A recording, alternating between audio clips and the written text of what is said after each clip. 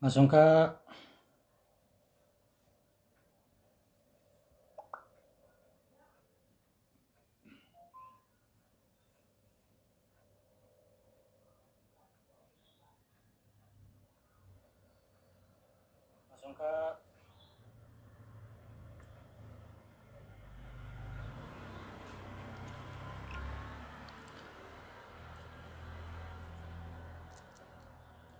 มาสูงพี่น้องเขากูก็กูคนค่ะตอนนี้เขาได้ลัดลองหมายพงนะลัดลองหมายพงเพราะว่าปีใหม่เดมาถึงเยอะเข้ายามเขาตึกเขาเนื้อปีใหม่สังว่าเจ้าเหลือก็เหลือแลปีไก่เหตุการณ์เหตุงานอำไรหลีเหมือนอกเหมือนเจอไรอยู่ใกล้ๆอำเป็นอกเป็นเจออำไรหลีเป็นอกเป็นเจอลองดีเนี่ยเป็นเจอนาการเหมือนเจอนาเฮิรนเหมือนเจอตั้งหักเหมือนเจอนั้นก็ไปอยู่ลีเหมือนเจอใช่ไหม คัดเอลาดเนพอไม่เป็นห้องเขาว่าต้องถามเขามาอะไร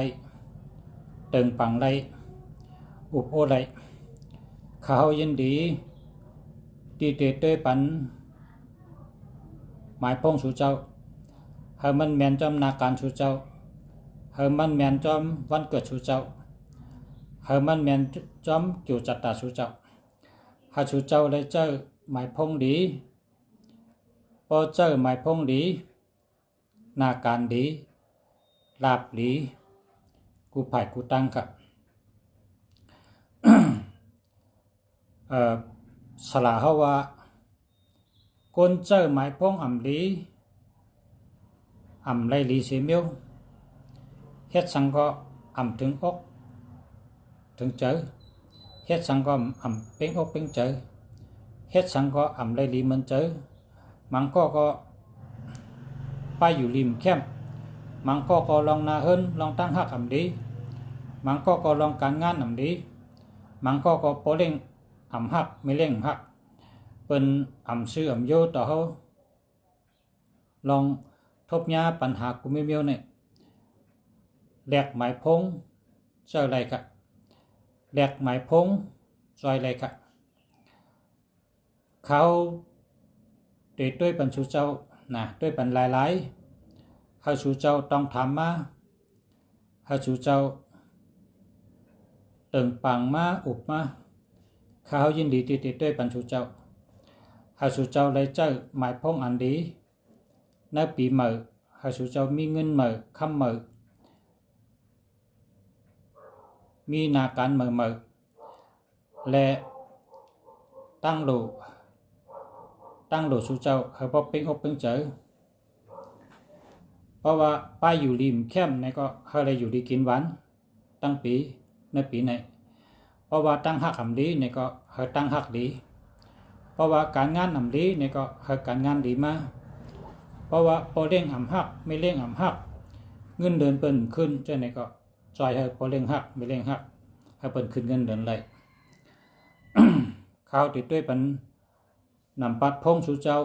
ด้วยปันหมายพงสู่เจ้ากูก็กูคนสู่เจ้าเติงปังมาต้องถามมากับสืบมาขนาดสังว่าสู่เจ้าแค่แลกมือในก็ข้าก็ได้แนะนำปันไรหาปันไรเพราะว่าสู่เจ้าทำแค่แลกใครถามต้วยเป็นจังหื้อในก็ถามเขามาไรขนาดหนังหื้อลีเย้าเฮาปอลีแทงแคมเย้าเฮาปอแคมแทงมักมีเย้าเฮาปอมักมีแทงลักแหลมเย้าเฮาปอลักแหลมไรแทงมีตังหูเย้ามีตังหูไรแทงมีเงินมีคำเย้ามีแทงมีไรแทงก็แปลว่าเฮาขาในเหตุการณ์ลองฉลาได้เต้นได้อ้างด้วยเปตังกาลาและ โดยหมายพงโดยหมายจากหลัดตามพ่อแม่พี่น้องเขา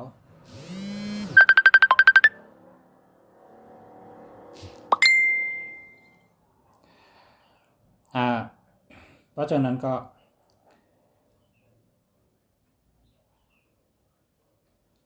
เขาติดยินดีที่ติดด้วยปัญชุเจ้ากูก็กูก้อนกันนะชุเจ้าอำไรเชงเงินนะเงินเชงแล้วก็ถามคำอะไรกันเพราะว่าหลีก็เจอป้อมหลีก็อย่าไปเจอ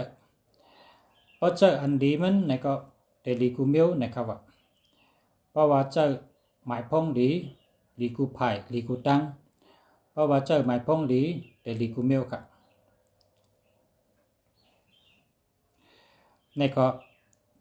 ลัดลองหมายพงปันพอเมพี่น้องเขานะก็เปว่าคา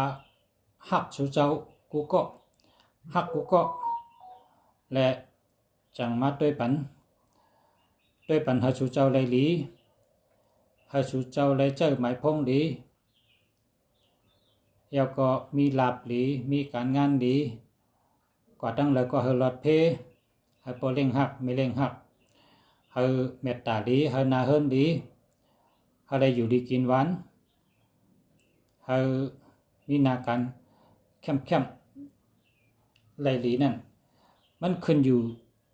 จอมพงในคำเดียวกันเมื่อกูปอกในเปิดห้องว่าเป็ดเจเลปานะครับเมื่อกูปอกในเปิดห้องเป็ดเจเลปาเนี่ยทอกปั๊มกั้มแถมบันเท่าค่ะไล่เต็มทนนะครับว่าเป็ดเจเลปาก็กะกลับมือเดียวซ้ำเปิดห้องว่าเป็ดเจงาบานะครับว่าเป็ดเจงาบาเนี่ยแห้งและเป็นมหาเมียวเนี่ยเมื่อกูปอกมี4 เมียวกำในมี5 เมียวก็เปว่าพงเนี่ยมันหล่ำลองเตะๆกำเดียวคนเฮากูก็พอเตะนอนเนี่ยก็โดยพงเฮียจังไกนอนคนเฮากูก็พอตื่นมาเนี่ยก็ที่หนึ่งเนี่ยยิบพงอันตั้งคนเฮากูก็พอเตะกับเหตุการณ์เนี่ยก็กำนำเตะยิบพงให้จังกับเหตุการณ์ลองกับสืบกันลองกล้าขายต่อกันลองเฮ็ดสั่งการงานกูลองก็เพราะฉะนั้นแหละอิงอาโกพงปึงอิงพงเจอใหญ่พงนะข้าจังขึ้นมาลัดบันบะพอเจอหมายพงดีกูเมียวดีกูไผ่ดีกูตังพอเจอหมายพงอ่ำไปลีก็คัดเจอแดกให้เป็นอันดีมาพอเมบน้องเขากูก็กูก่อนค่ะเขาหักชูเจ้ากูก็และหักชูเจ้ากูก็นับยำชูเจ้ากูก็ค่ะเขากล่าวว่าไว้ชาชูเจ้ากูก็นะมาสูงปีใหม่ค่ะมาสูงกูก็กูก่อนค่ะมาส่งค่ะ